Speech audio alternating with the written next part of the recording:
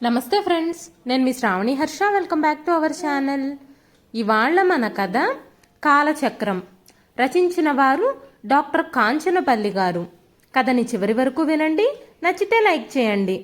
ఈ కథ పైన మీ విలువైన స్పందనని కామెంట్ రూపంలో మాకు తెలియజేయండి. కొత్తవారు ఎవరైనా చూస్తున్నట్లయితే మన ఛానల్ని సబ్స్క్రైబ్ చేసుకోండి.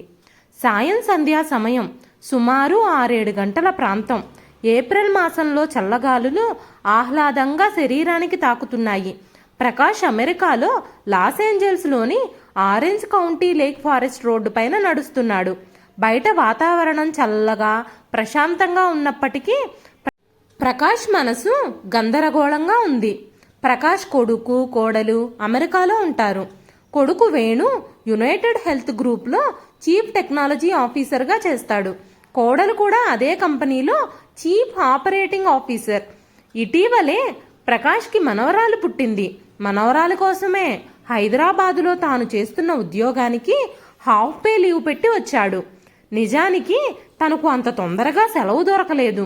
కానీ కొడుకు రావాల్సిందే అని బలవంతం చేయడం వల్ల ఎలాగో కమిషనర్ దగ్గర పర్మిషన్ తీసుకుని సెలవు గ్రాంట్ చేయించుకున్నాడు. భార్య ఉమ్మతో సహా అమెరికా వచ్చాడు. అంతా బాగానే ఉంది, కానీ మనసులో ఏదో తెలియని ఆవేదన, బాధ కలగసాగాయి. ఆర్థికంగా ఎలాంటి సమస్యలు లేవు.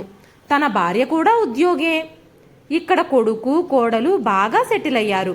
ప్రకాష్ మనసు వ్యాకుల పడుతోంది. తనకు ఎందుకు ఇట్లా జరుగుతోంది? ప్రతి తండ్రికి ఇట్లాగే జరుగుతుందా? ఇది అందరి తల్లిదండ్రుల ఆవేదన. ప్రకాష్ మనసు భారం అవుతోంది. లేక్ ఫారెస్ట్ రోడ్డు చాలా ఎత్తు మీద ఉన్నట్టు ఉంటుంది. రోడ్డు పైనుండి వెళితే తమ అపార్ట్మెంట్ కనిపిస్తోంది. బాల్కనీలో ఉమ నిలబడి ఇటే చూస్తోంది. ఒడిలో మనవరాలు కేరింతలు కొడుతోంది. అటే చూస్తూ నడుస్తున్న ప్రకాష్ కనుకొలుకుల్లో నీరు నిలిచింది. కొనగోటితో చిమ్ముకుంటూ నడుస్తున్నాడు. నడుస్తూ ఆలోచిస్తున్నాడు. ప్రకాష్ కొడుకు ఇంజనీరింగ్ కంప్యూటర్స్ పూర్తి చేసుకున్నాడు. క్యాంపస్ సెలక్షన్స్ జరిగాయి. బెంగళూరులో ఉద్యోగం వచ్చింది. కానీ ఇండియాలో ఉద్యోగం ప్రకాష్కి ఏమీ ఇష్టం అనిపించలేదు. పోనిండి, ఇండియాలో ఉండడమే మేలు. మనము వాడు కలిసి ఉండొచ్చు. మనకున్నది ఒక్కడే కదా అంది భార్య ఉమ. లేదు, వాడు అమెరికా వెళ్లాల్సిందే. మరో యూనివర్సిటీలో అప్లై చేయమందాం. నేను హైదరాబాద్లో ఉద్యోగం, వాడు బెంగళూరులో ఉద్యోగం. ఏం బాగుంటుంది? కొడుకు తండ్రిని మించి ఒక్క అడుగైనా వెయ్యాలి కదా, ప్రకాష్ ఆవేశంగా అన్నాడు. ఉమ నిట్టూర్చింది. ఇంతకీ వాడేమంటున్నాడు అడిగింది. నాన్న చెప్పిందే కరెక్ట్, లోపలికి వస్తూ అన్నాడు వేణు. ఉమ సంభాషణ పొడిగించలేదు. ప్రకాష్కు తన అన్నదమ్ముల కొడుకులతో మహాపోటీ. వాళ్ళంతా అమెరికా వెళ్ళిపోయారు. చివరికి వాళ్ళ అమ్మాయిలు కూడా వెళ్లారు. లోపలికి వచ్చి కిచెన్ దగ్గర కూర్చున్న కొడుకుకు టీ ఇస్తూ అడిగింది ఉమా. మరి ఉద్యోగంలో చేరవా? లేదమ్మా, ఉద్యోగంలో చేరితే వెళ్ళలేను కదా. వీసా కోసం మళ్ళీ ట్రై చేస్తాను. ఈసారి వీసా వస్తుందిలే, ప్రకాష్ ఆత్మవిశ్వాసంతో అన్నాడు. అన్నట్టుగానే వేణుకి రెండోసారి వీసా వచ్చింది. ప్రకాష్ అన్నదమ్ములందరినీ పిలిచి పార్టీ ఇచ్చాడు. అందరూ ప్రకాష్ని వేణుని అభినందించారు. కొందరు ఈర్ష్యపడ్డారు. అది గమనించి ప్రకాష్ సంతోషపడ్డాడు. అది తన విజయం అనుకున్నాడు. వేణు అమెరికా వెళ్ళిపోయాడు. ఎంఎస్ పూర్తి చేసి ఉద్యోగంలో చేరిపోయాడు. అక్కడే తనలాగే అమెరికా వచ్చిన తెలుగమ్మాయి సుమలత పరిచయమైంది. ప్రేమైంది. ప్రేమ పెళ్ళయింది. ఆ వైపు పెద్దలు ఈ వైపు పెద్దలు అంగీకరించారు, హర్షించారు. తరువాత వేణు సుమలతలకు ఒక కూతురు పుట్టింది. అనివార్యంగా ఉమాప్రకాష్లు అమెరికా రావాల్సి వచ్చింది. అక్కడ మొదలైంది అసలు కథ. ఓ రోజు రాత్రి ఉమా, వేణు, ప్రకాష్ డైనింగ్ టేబుల్ దగ్గర కూర్చొని డిన్నర్ చేస్తున్నారు. వేణు వచ్చినప్పటి నుండి అక్కడి పద్ధతులు చెబుతున్నాడు. ప్రకాష్కి ఇదేమీ నచ్చడం లేదు. హైదరాబాదులో తను పెద్ద ఆఫీసర్. అలాంటిది తనకి పిల్లకాయ ఇవన్నీ చెప్పడం ఏమిటి? భోంచేస్తుండగా ఫోన్ వచ్చింది. వేణు భోంచేయడం ఆపి మాట్లాడుతున్నాడు. పైన తేలిపోయే ఆంగ్ల పదాలతో గొంతులో ఒక రకమైన వైబ్రేషన్ తెస్తూ వేణు మాట్లాడుతూ ఉంటే ప్రకాష్కు ముచ్చటేసింది. చిన్నప్పుడు కాన్వెంట్కి వెళుతూ భయపడ్డవాడేనా వీడు? తన వేలు పట్టుకుని తీసుకెళ్లిన వాడేనా వీడు? తాను కారు డ్రైవ్ చేస్తున్నప్పుడు కేరింతలు కొట్టిన వాడేనా వీడు? తను దగ్గర కూర్చోబెట్టుకొని ఇంగ్లీష్ ఉచ్చారణ నేర్పించేవాడు. తన కొడుకు తనలాగా ఇంగ్లీష్ మాట్లాడాలని తనకెంత ఉబలాటం ఉండేది. ఏంటి డాడ్, తినండి, ఇదిగో సాల్మన్ ఫిష్ బాగుంటుంది, వేసుకోండి. కొడుకు మాటలతో ఈ లోకంలోకి వచ్చాడు ప్రకాష్. నువ్వు మాట్లాడుతుంటే చూసి మీ డాడ్ ఎక్కడికో వెళ్ళిపోయారు, ఉమా అంది. అవును మరి, నేను ఇంగ్లీష్ నేర్పితే అలా అలా నేర్చుకున్నవాడు ఇప్పుడు ఇలా మాట్లాడుతుంటే, మురిపంగా అన్నాడు ప్రకాష్. వేణు కనుబొమ్మలు ముడుచుకున్నాయి. మీరు ఇంగ్లీష్ నేర్పడం ఏంటి డాడీ? అసలు మీరు మాట్లాడేదో ఇంగ్లీషేనా? చాలే గాని తినండి తినండి. వేణు మాటలకు కంగు తిన్నాడు ప్రకాష్. ఉమమొహం కూడా మ్లానమైంది. ప్రకాష్ చెయ్యి కడిగేసుకున్నాడు. వేణుకు మరో కాలొచ్చింది. ఇదేమీ గమనించకుండా వేణు మాట్లాడేస్తున్నాడు. ఆకుకూరల్ని సోఫాలో కూర్చొని తుంచుతోంది ఉమా. ఆమెకు ఇండియా నుండి ఫోన్ వచ్చింది. తన పుట్టింటి నుండి కాల్ రావటంతో ఆమె మొహం వికసించింది. ఆకుకూరల మాట మర్చిపోయి బాల్కనీలోకి వచ్చింది. అమ్మా చెప్పు అంటూ సంభాషణ పావుగంట కొనసాగాక వెనక్కి వచ్చింది. సుమలత బెడ్రూంలోంచి హాల్లోకి వచ్చి 2 చేతులు నడుము కానించి నిలబడింది. కోపము, అసహనము కలగలిపి కనిపిస్తున్నాయి ఆమె మొహంలో. అత్తయ్య, కూరలు అలా సోఫాలో పెట్టొద్దని ఎన్నిసార్లు చెప్పాను? స్కూల్లో పిల్లాన్ని టీచర్ అడిగినట్టు అడిగింది సుమలత. తీస్తూనే ఉన్నా కదా, ఫోన్ వస్తే వెళ్ళాను చెప్పింది ఉమా. మీరు వచ్చినప్పటి నుండి ఎన్నిసార్లు చెప్పాను, మీరు మారరు కదా, కొన్ని రోజులైనా మీ ఇండియా పద్ధతులు కాస్త మర్చిపోండి. మర్చిపోతున్నాను కదమ్మా, చిన్న విషయానికి ఇంతలా చెబుతావేం? ఇంకా నన్నే అంటున్నారా? మీకు తెలియదు, చెబితే వినిపించుకోరు, పైగా ఆర్గ్యుమెంటు. విసవిసా లోపలికెళ్ళింది సుమలత. ఉమ ఆకుకూర తీసుకొని మళ్ళీ తుంచసాగింది. మరో రోజు సుమలత ఆఫీస్ నుంచి వచ్చేసరికి పాప ఏడుస్తోంది.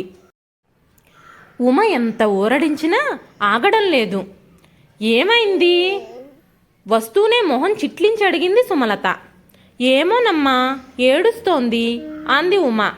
సుమలత గబగబా వచ్చి ఉమ చేతిలో నుండి పాపను తీసుకుంది. 5 నిమిషాలకి పాప ఏడు పాపింది.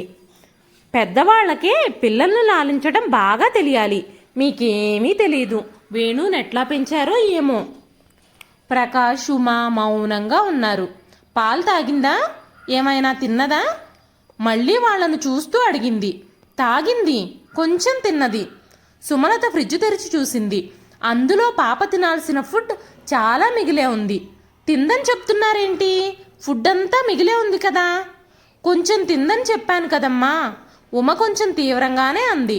అత్తయ్య, మిమ్మల్ని అంతలేసి డబ్బులు పోసి ఫ్లైట్ టికెట్లు బుక్ చేసి పిలిపించింది దానికోసమే. అట్లా తినకపోయినా తిన్నదని అబద్ధాలు చెప్తే ఎట్లా? నేను కొంచెమే తిన్నదని చెబుతూనే ఉన్నాను. నువ్వే వినడం లేదు. ఉమ మళ్ళీ అంది. ఎలాగైనా తినిపించాలత్తయ్య, తినలేదని చెప్తే ఎట్లా? కింద కారు చప్పుడైంది. వేణు వచ్చాళ్లా ఉంది. సుమలత పాపనెత్తుకొని బెడ్రూంలోకి వెళ్ళింది.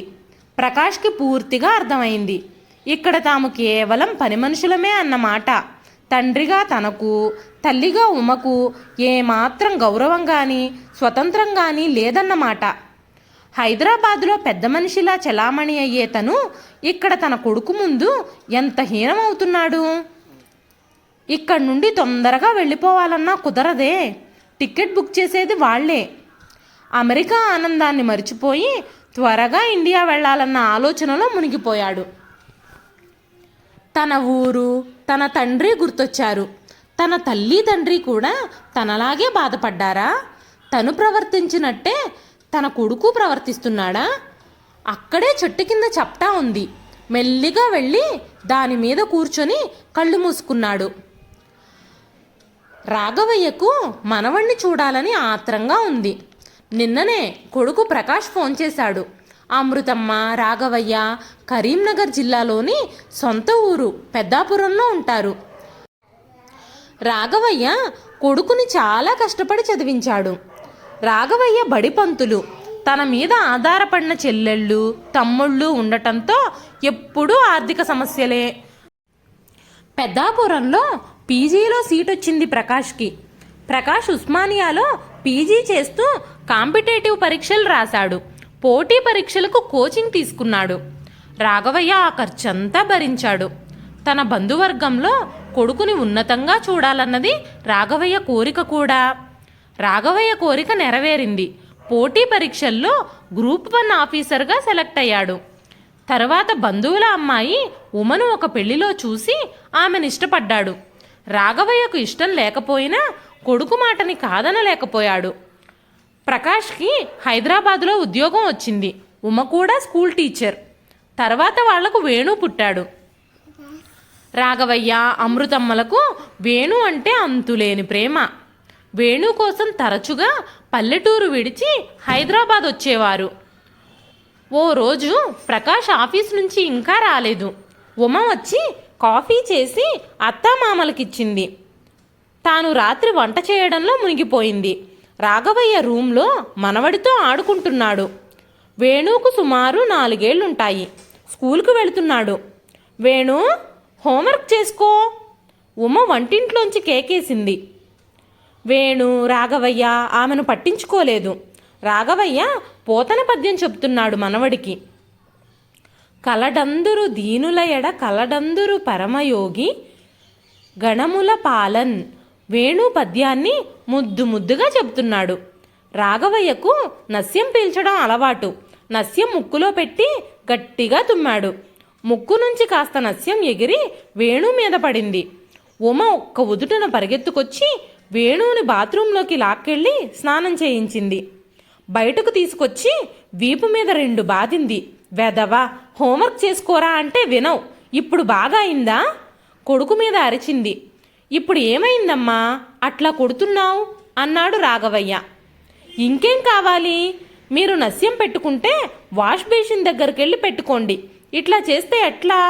చీదరగా చూస్తూ అంది. రాఘవయ్య చిన్నబుచ్చుకున్నాడు. మెల్లగా లేచి తనకు కేటాయించిన బెడ్రూంలోకి వెళ్ళాడు. ఆదివారం ఉదయం 8 గంటలు. రాఘవయ్య డ్రాయింగ్ రూమ్లో పేపర్ చదువుతున్నాడు. అమృతమ్మ 2 కప్పుల్లో టీ తెచ్చి ఒకటి రాఘవయ్యకిచ్చి మరో కుర్చీలో కూర్చొని ఒకటి తాను తాగుతోంది. ఆదివారం కొడుకు కోడలు ఆలస్యంగా లేస్తారు. రాఘవయ్య, అమృతమ్మలు మాత్రం అలవాటుగా 6ంటికే లేచారు. టీవీ కార్యక్రమాలు, ప్రవచనాలు అయ్యాక రెండోసారి టీ తాగుతున్నారు. ప్రకాష్ లేచి బయటకొచ్చాడు. సోఫాలో కూర్చొని పేపర్ తిరగేస్తున్నాడు. టీ తాగుతావా ప్రకాష్? అడిగింది అమృతమ్మ. నేనింకా బ్రష్ చేసుకోలేదు, ఉమ లేచి పెడుతుందిలే అన్నాడు ప్రకాష్. అమృతమ్మ మళ్ళీ అంది, లేచి వెళ్ళి ముఖం కడుక్కో, టీ ఎక్కువే పెట్టాను, నీకు ఇస్తాను.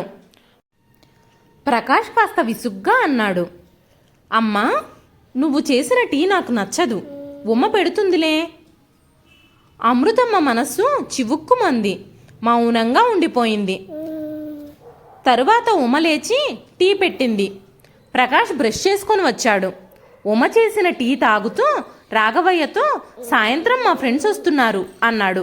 ఓ, నేను బయటికెళ్ళి మటన్ చికెన్ లాంటివేమైనా తేనా?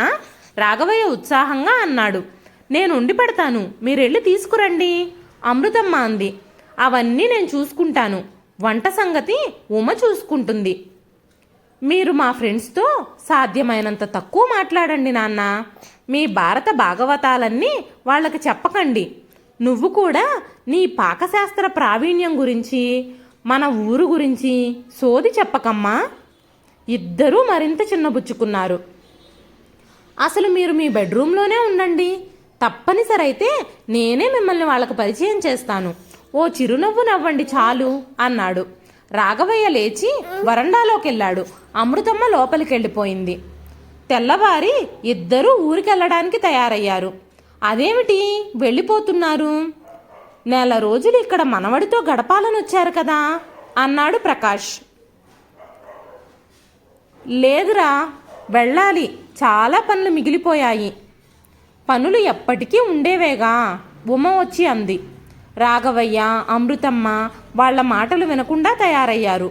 వేణు వచ్చి నేను ఊరొస్తాను నానమ్మా అని ఏడవడం మొదలుపెట్టాడు.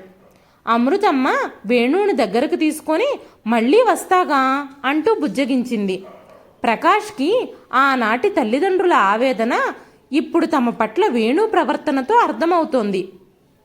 అప్పుడంటే తన అమ్మకు నాన్నకు మనసు నొచ్చుకున్నా కోపం వచ్చినా వెంటనే వెళ్ళి బస్ ఎక్కేసేవారు.